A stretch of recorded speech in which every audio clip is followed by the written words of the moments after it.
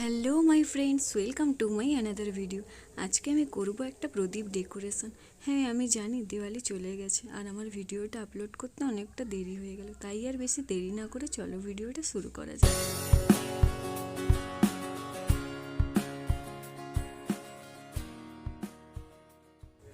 এই প্রদীপটা আমি এনেছিলাম কলকাতা থেকে, আর আজকে এটার উপরেই করব আমি একটু ডেকোরেশন। আশা করি তোমরা সবাই ভালো আছো আর দিওয়ালিতে নিশ্চয়ই অনেক মজা করেছো।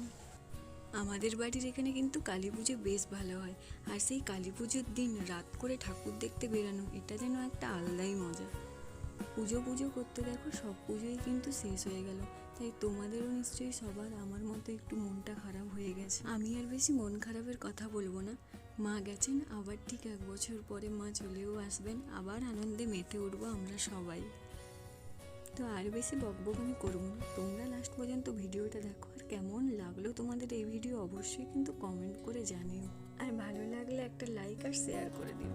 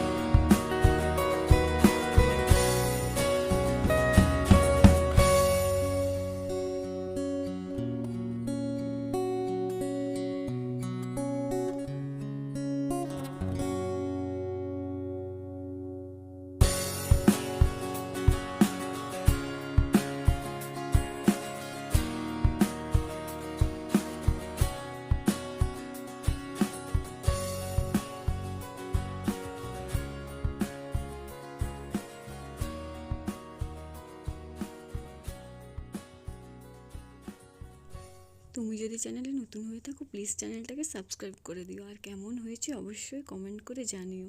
দেখা হচ্ছে নেক্সট ভিডিওতে।